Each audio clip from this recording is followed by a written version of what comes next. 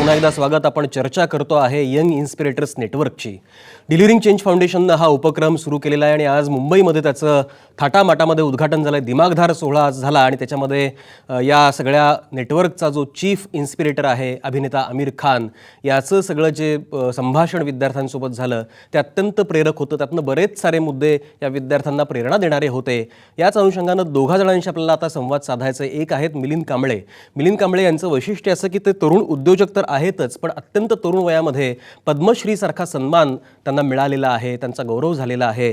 आणि Dalit Indian chamber of commerce and industries ही तरुण उद्योजकांसाठीची संस्था, संघटना त्यांनी सुरू केलेली आहे. मिलिंद कांबळे, तुमचं या कार्यक्रमामध्ये स्वागत. आणि मला सांगा की आता आपण सगळी तरुण शक्तीच्या संदर्भामध्ये म्हणजे युवा शक्तीच्या संदर्भामध्ये चर्चा करतो आहे. एखादा तरुण बदल कसा घडवू शकतो याचं खरं म्हणजे आपण एक उदाहरण आहात. या सगळ्या बदलाच्या प्रक्रियेकडे एक तरुण उद्योजक या नात्यानं आपण कसं पाहता? खरं म्हणजे यापूर्वीच्या चर्चेमध्ये आलं, भारत हा तरुणांचा देश आहे आणि खरोखर भारतातली जर युवकांची जर संख्या बघितली तर ती खूप मोठ्या प्रमाणामध्ये आहे. त्यामुळे या सगळ्या तरुण शक्तीला चॅनलाइज करणं, त्यांच्या हाताला काम देणं, स्किल देणं आणि त्यांची जी शक्ती आहे ती शक्ती देशाच्या विकासासाठी वापरणं, हे सगळ्यात मोठं आपल्या सगळ्यांच्या पुढचं चॅलेंज आहे. आणि त्या अर्थाने सकाळ आणि माध्यमातून हा जो उपक्रम सुरू झालेला आहे त्याचं खरं म्हणजे आपण सगळ्यांनी कौतुक केलं पाहिजे. मी अभिजित पवारांचं कौतुक करेन की त्यांनी हा अतिशय चांगला आणि वेगळा उपक्रम, आणि याला आमिर खानची सुद्धा साथ आहे, हे केलं पाहिजे, कारण ही आत्ता काळाची गरज आहे. तुम्ही जर बघितलं तर 1990 पासून जेव्हा आपण भारताने नवं आर्थिक धोरण स्वीकारलं, त्यानंतर आपल्या देशामध्ये आपल्या देशाचा जो विकास आहे हा इतक्या झपाट्याने होतो आहे. जर ॲव्हरेज बघितलं तर 7% आसपास हा आपल्या देशाचा विकास हा होतो आहे. आणि नव्या नव्या ज्या संधी आहेत त्या मोठ्या प्रमाणामध्ये आपल्या भारतामध्ये उत्पन्न झालेल्या आहेत. कारण भारतातलं जे मार्केट आहे, एवढं मार्केट जगामध्ये कुठेही नाही आहे. म्हणून जगभरातल्या कंपन्यांचा भारताच्या मार्केटवरती कब्जा करण्यासाठीचा डोळा आहे आणि ते प्रयत्न करत आहेत. तेव्हा भारतातला जो तरुण आहे तो सुद्धा खूप मोठ्या प्रमाणामध्ये इंडस्ट्रीमध्ये आलेला आहे. म्हणजे हे एक खूप मोठं क्षेत्र आहे. तरुणांनी या क्षेत्राकडे वळलं पाहिजे असं मला वाटतं.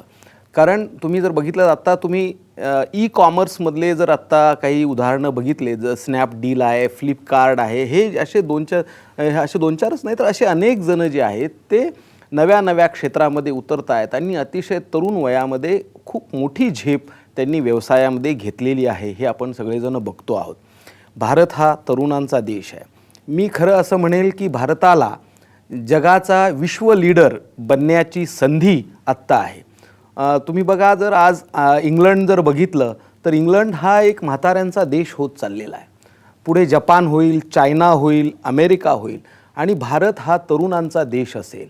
त्यामुळे भारतातल्या लोकांनी, अतिशय तरुणांनी, युवकांनी स्किल आत्मसात करणं खूप आवश्यक आहे, जे एकतर व्यवसायासाठी लागतं आणि सगळेच जण व्यवसायात येऊ शकत नाहीत तर नोकऱ्यांमध्ये, चांगल्या नोकऱ्यांमध्ये जाणं आवश्यक आहे. त्यामुळे आत्ताच आपण स्किल आत्मसात करून जगाच्या वेगवेगळ्या कानाकोपऱ्यामध्ये गेलं पाहिजे. कारण भारतातल्या मनुष्यबळाला जगभर मागणी आहे.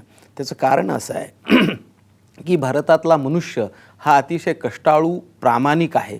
त्यामुळे त्याला खूप मोठी संधी जगभरामध्ये आहे सगळीकडे जाण्याची.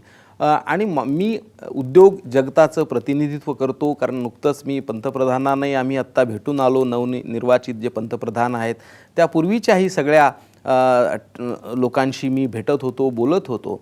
तर सरकारसुद्धा नवीन उद्योजकांना त्यांचं म्हणणं ऐकून घेत आहे, पॉलिसीमध्ये सहभागी करून घेत आहे आणि आम्ही नेमकं त्याचा उपयोग या देशातला जो तरुण आहे त्याला कशा नव्या नव्या पॉलिसीचा फायदा होईल यासाठीचे चांगले इनपुट्स देण्याचं काम आम्ही सरकारला करतो आहे. आणि तरुणांना संधी मिळेल यासाठी व्यवसायामध्ये नव्या पॉलिसीज निर्माण होत आहेत. ही एक मोठी बाब आहे. त्यामुळे व्यवसाय, उद्योग हे खूप मोठं क्षेत्र आहे, ज्या क्षेत्रामध्ये तरुणांना खूप मोठा वाव आहे. त्यामुळे तरुणांनी या क्षेत्रामध्ये आलं पाहिजे आणि देशाच्या संपत्तीमध्ये, देशाच्या विकासामध्ये त्यांनी हातभार लावला पाहिजे. जगाचा जर आपण इतिहास बघितला तर जगाचा इतिहास हा तरुणांनी घडवलेला आहे. कुठलीही तुम्ही जर क्रांती जर बघितली जगामध्ये झालेली, आणि नुकतीच काही वर्षापूर्वी झालेली जी चायनामधली जी क्रांती आहे, तिनानमेन चौकामधली तरुणांनी घडवलेली आहे, हा सगळा तरुणांचा इतिहास आहे. त्यामुळे आणि इतकी मोठी संख्या भारतामध्ये आहे, तर शासन असेल, सामाजिक संस्था असतील, किंवा उद्योग घराणी असतील, किंवा चेंबर्स असतील वेगवेगळे, यांनी हा जो तरुण आहे या तरुणाला योग्य दिशा देण्याचं काम हे केलं पाहिजे. विशेषतः चेंबरनी, आमच्यासारखे चेंबर, विशेषतः मी ज्या समाजाचं नेतृत्व करतोय तो म्हणजे दलित समाजातला जो उद्योजक आहे, त्या उद्योजकांना एकत्र करण्याचं आम्ही काम केलं आहे. खूप मोठी संख्या दलित समाजामध्ये आहे. मी खरं सांगेन की दलित समाजामधला जो तरुण आहे त्याची संख्या आज देशामध्ये 10 कोटीच्या आसपास आहे, शेड्यूल कास्ट आणि शेड्यूल ट्राईब्सची. दलित तरुणांच्या समोर 2च मार्ग पूर्वी होते. एक म्हणजे सिव्हिल सर्व्हिसेस देणं, एक्झामिनेशन लिहिणं आणि सरकारी नोकरीमध्ये जाणं. दुसरा मार्ग म्हणजे राजकारणामध्ये जाणं, आमदार, खासदार, मंत्री होणं. हे 2च मार्ग होते. परंतु Dalit Indian chamber of commerce and इंडस्ट्रीनी हा तिसराही मार्ग जो आहे उद्योजकतेचा, तो मार्ग आम्ही निवडला आणि त्या वाटेने आम्ही प्रवास करतोय. आणि देशभरातल्या तरुणांचा, मी विशेषतः ज्या क्षेत्राचं प्रतिनिधित्व करतो त्या दलित तरुणांचा प्रचंड मोठा प्रतिसाद हा मला मिळतोय, आमच्या चेंबरला मिळतोय. म्हणजे आणि त्यांना त्यांचं जे माइंड आहे कल्टिवेट करण्याचं काम आणि आम्ही नक्की याच्यामधून करतोय. आणि एक तिसरा विकासाचा जो मार्ग आहे, आणि या मार्गाने गेलं तरीसुद्धा समाजामध्ये आपणाला चांगली प्रतिष्ठा मिळू शकते, हा एक आत्मविश्वास निर्माण करण्याचं आम्ही याच्यामध्ये काम केलं आहे. आणि त्याला खूप मोठा प्रतिसाद मला मिळतो आहे, आमच्या चेंबरला मिळतो आहे. त्यामुळे मी पुन्हा सांगेन की उद्योजकता हा एक मोठा विषय आहे आणि त्या क्षेत्रामध्ये तरुणांनी वळलं पाहिजे आणि देशाच्या इकॉनॉमीमध्ये भर घातली पाहिजे. अगदी बरोबर आहे की उद्योजकता हा फार मोठा विषय आहे आणि त्या उद्योजकतेमध्ये जर ही तरुणांची सगळी जी शक्ती आहे, ही जर ऊर्जा आहे, ती जर कामी आली तर राष्ट्र विकासामध्ये त्याचा नक्कीच उपयोग होऊ शकतो. हाच मुद्दा घेऊन आता मी जाणार आहे मंदार भारदेंकडे. मंदार भारदे, आपण एव्हिएशन एक्सपर्ट आहात, खाजगी विमान वाहतुकीच्या संदर्भातला व्यवसाय आपण करता.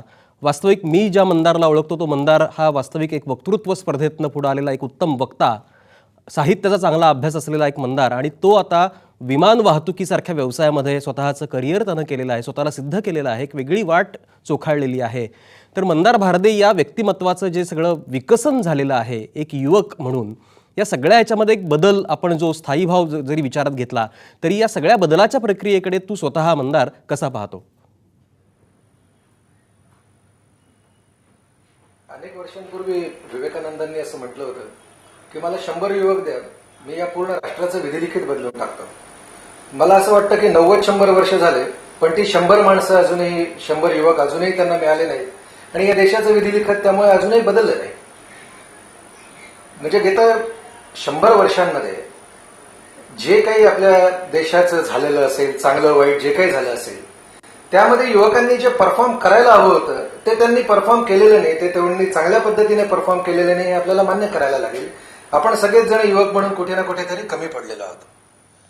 मग आता प्रश्न या सर्व संदर्भामध्ये प्रश्न असा उभा राहतो की आम्ही कुठल्याही वर्तमानपत्रांमध्ये, कुठल्याही वाहिन्यांमध्ये किंवा भर समाजांमध्ये विविध ठिकाणी जाऊन हे समाज बदलला पाहिजे, अमुक बदलला पाहिजे असं गेले अनेक वर्ष म्हणतो आहोत. आम्ही हेच म्हणणार आहोत का? मला असं वाटतं की या प्रश्नाचं कुठेतरी उत्तर या ठिकाणी आहे की मी बदलणार आहे का, माझ्यात हिंमत आहे का? जोपर्यंत मी स्वतः बदलासाठी तयार होत नाही तोपर्यंत मी समाजाबद्दल कुठलंही भाष्य करू नये असं मला वाटतं. त्यामुळे हे एवढं मोठं व्यासपीठ जे आत्ता उभं राहिलेलं आहे, या व्यासपीठातनं जर युवकांना कुठलं बळ मिळणार असेल तर ते एकमेव बळ मला असं वाटतं असं मिळेल की त्यांना स्वतःला बदलण्याचं बळ मिळेल. ज्या मिनिटाला युवक हे ठरवतील की मी बदलेन, त्याच्या पुढच्या मिनिटापासून समाज बदलायला सुरुवात झालेली असेल. तर मला असं वाटतं की या प्रकारचे उपक्रम जे आहेत ते बदल घडवण्याची स्वप्न जे युवक स्वतःमध्ये पाहतायत त्यांना कुठेतरी ताकद देतील आणि ही मोठी गोष्ट आहे. अगदी बरोबर आहे की बदल हे जर घडवायचं असेल तर मुळात स्वतःमध्ये बदल व्हायला पाहिजे आणि त्याचमुळे आपण आजच्या आपल्या कार्यक्रमामध्ये जी या सगळ्या तरुणांना विद्यार्थ्यांना जी प्रतिज्ञा दिली, एक संकल्प आपण केला किंवा एक निर्धार केला, त्याच्यामध्ये आपण हेच वाक्य सगळ्यांना आपण ठासून सांगितलं की I want to be the change, I will be change. म्हणजे मला बदल हवा आहे आणि तो मी घडवणारच. हे सगळं जे एकूण सूत्र आहे हेच या सगळ्या यंग इन्स्पिरेटर्स नेटवर्कचं सूत्र आहे आणि हाच मुद्दा घेऊन मी परत आता गार्गीकडे जाणार